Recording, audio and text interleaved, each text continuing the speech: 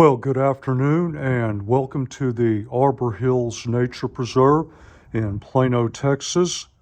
This afternoon's exercise is a first field test of the darkenergy SPECTRE.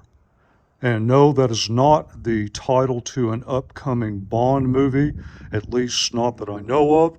I want to thank darkenergy for sending me this product and making the review possible. I do have some previous experience with the company. I bought one of the first Poseidon power banks when it first came out, and that's been a fantastic piece of kit.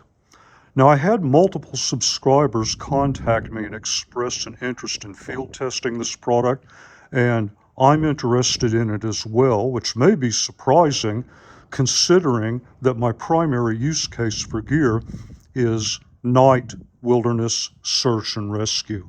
What in the world am I doing interested in a solar panel? Well, let me just very briefly explain. I'm going to gloss over a lot of details.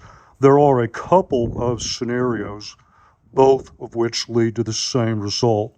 The first is I simply don't find the party that I'm looking for, and the search operation extends into the next day. The other is I do find the party, but medical, terrain, other complications are such that it's not possible to extract them. We need additional resources, and that group of personnel and equipment will not be available until the following day. And in the worst of worst cases, unforeseen circumstances arise that cause the operation to extend into the following night and the following day. So I have had an ongoing interest, even though I carry spare batteries and one, sometimes two power banks.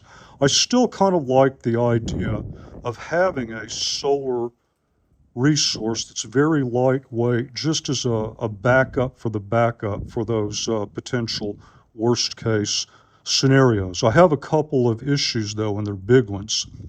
I'm a ground-based asset. Everything that I carry costs me size, it costs me weight. Ounces are pounds, pounds are pain. And so there's a cost-benefit trade-off, particularly in terms of an asset that, in general, I'm probably not going to use. So I have to consider ease of carry, ease of deployment, and efficiency to make sure that if I do end up using the resource, there are not problems, complications, or inefficiencies that wash out the benefits and make it worse than the cost. All right, well, enough of me babbling on about that. In the next chapter, I'm going to do just a very brief overview of the product, and I'll also talk about the accessory kit. This is actually the second time I've taken the product out in the field, and I'm still trying to get over just how incredibly lightweight it is, especially compared to the rectangular fold-out panels that most of us are probably familiar with. That's due to the type of cells that are used in the general construction. These cells are also very robust and are reputed to be much more efficient than other products. Well, I guess we'll find out about that.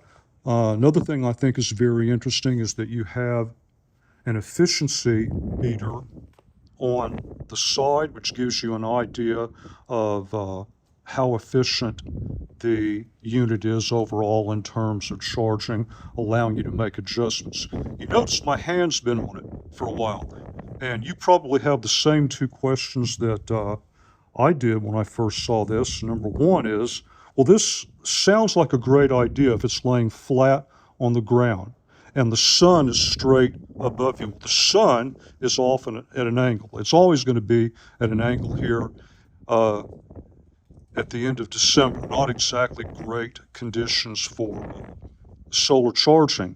So how do you keep this from blowing away? If you're going to use it as a ground-mounted asset.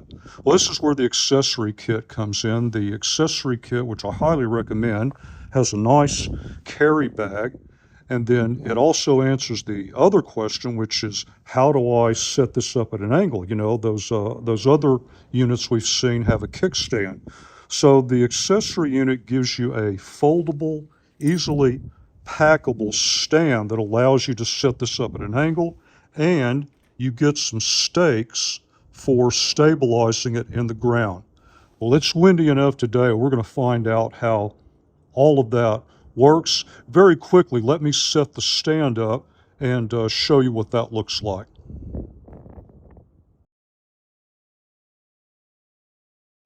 Well, there we go. Not bad at all. Notice I have to hold on to it here in the wind.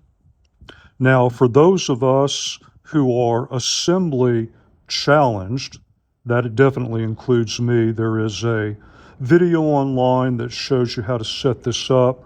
Once you do it for one time, you'll find it relatively easy after that. There's a strap here that can be tightened or loosened to adjust the angle. And of course, you can set these stakes through these holes, or before you put these posts in,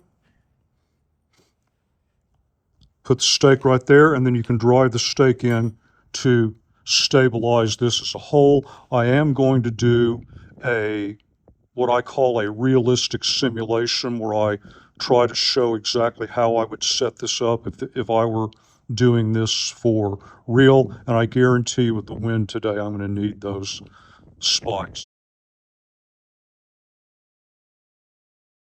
Might be a little hard to see, but your USB goes right there. You've got a USB to USB-C cable that comes with the unit. This is something else I got from darkenergy some time ago. This is a USB to Lightning, so this is how I would charge my iPhone, for example. So overall, the whole setup is very simple, so easy, even a bozo like me can do it. One final thing before I go out, though, none of this works unless it's easy to set up on my pack. I brought a pack that I'm currently evaluating for what I call my ultra light setup.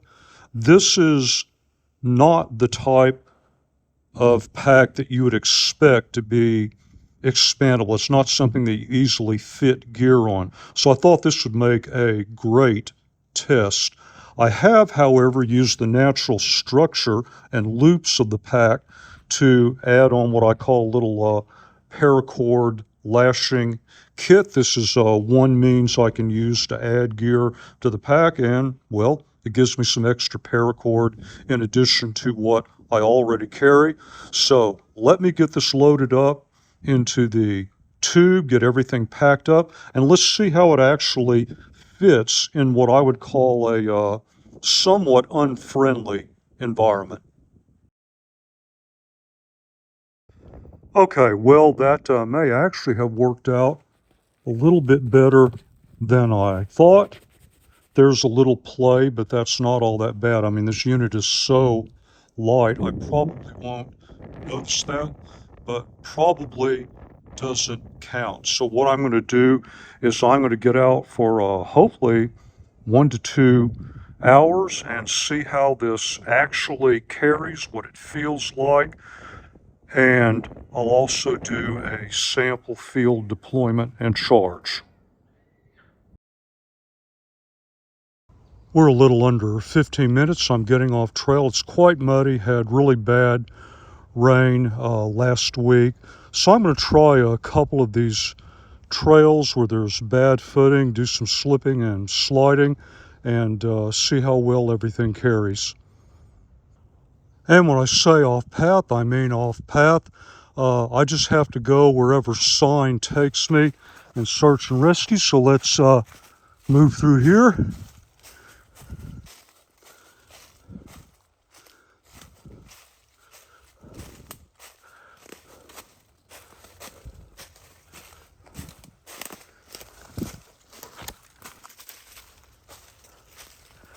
the thorny vines out of the way.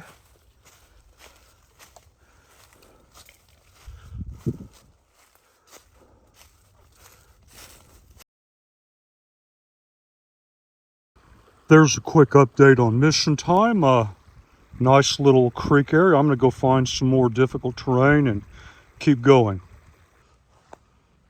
So that's the direction I just came from. Kind of worked my way down through here. Very difficult descent. The rationale, of course, is I want to make sure that the lashing system holds together. I've already made one adjustment. It seems to be holding up really well. And these are the types of things I do in search and rescue. So I have to see how well this product actually carries in a realistic environment over a long period of time. This area right through here, people love to come down here and just, relax, explore.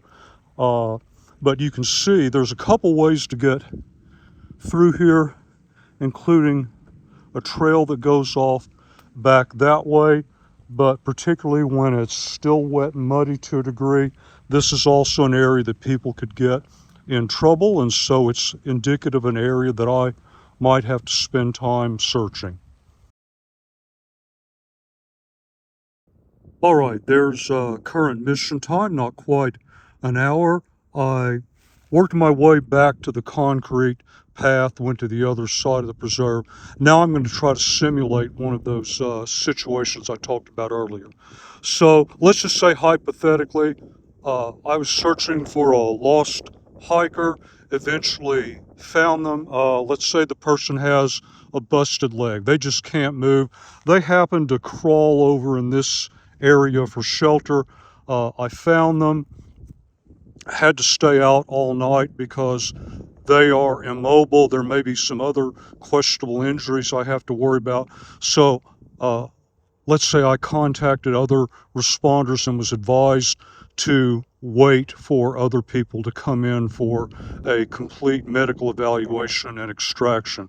So here we are the next day. Let's say I want to top off the charge on one of my power banks. So, this is not perfect conditions. It's end of December.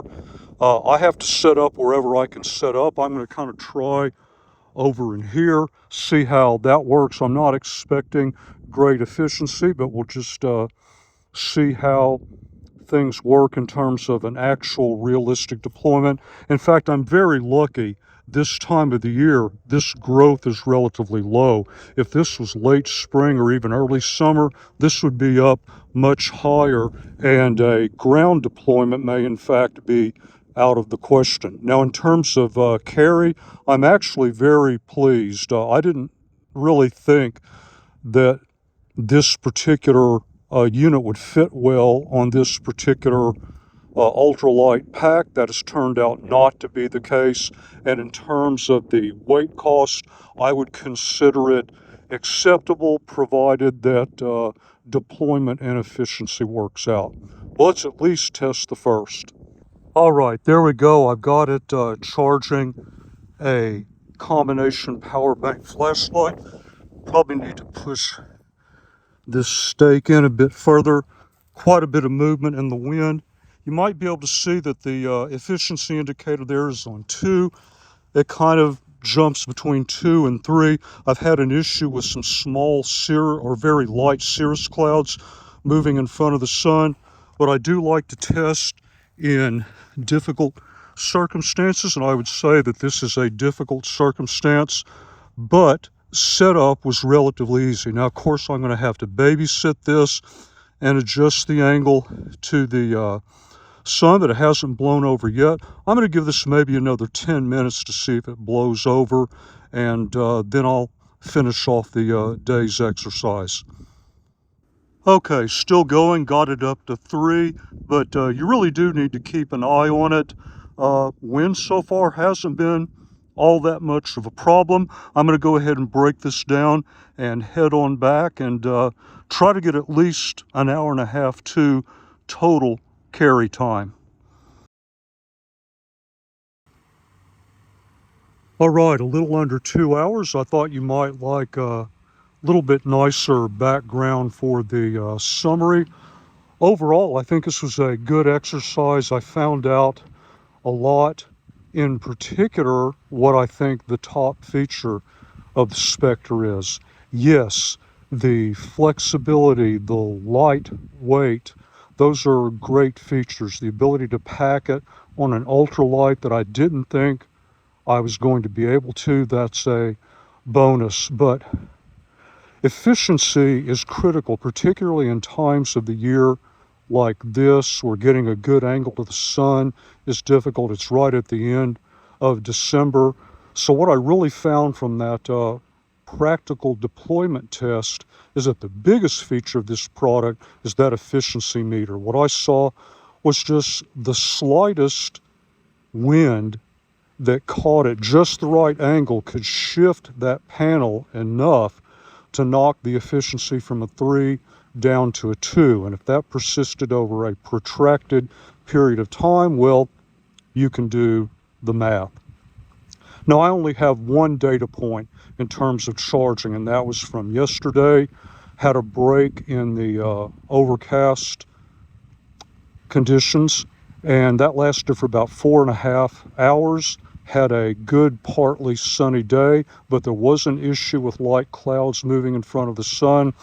I tried charging my iPhone 14 Pro Max. I had the SPECTRE set up on its stand and sitting in a lawn chair. Went out about every 8 to 10 minutes to adjust the angle and try to get the efficiency up. And it was the same thing, ping-ponging between 2s and 3s. I think I had mostly 3. Anyway, from about 58% to full took a little under 3 hours. And I think that brings us to the final point of my summary. I know people are going to ask questions like, well, how long does it take to charge device X? And even if I had device X and charged it from a particular level, the results are going to be heavily dependent on the specific sun conditions during that exact test. Change the conditions, you change the charge time. The other thing I'm not going to be able to answer, at least immediately, is how does it directly compare to, let's say, the Goal Zero or BioLite products. First of all, I'd have to have those vendors send me products for eval, have to have them set up under exactly the same circumstances, maybe test them with a multimeter. There's a whole set of issues there. But for now, for my purposes, I think for people who are into multi-day camping, through hiking, who have considerations that are similar to mine, I'd say the results today make me want to continue testing. I hope to take the SPECTRE out to the LBJ grasslands, experiment with some different carry and deployment scenarios, and do some longer term charging. I appreciate you putting up with me for this length of time, and I'm going to go ahead and shut this exercise down. And as always, until the next review, thank you very much for your time, and thank you for watching the video.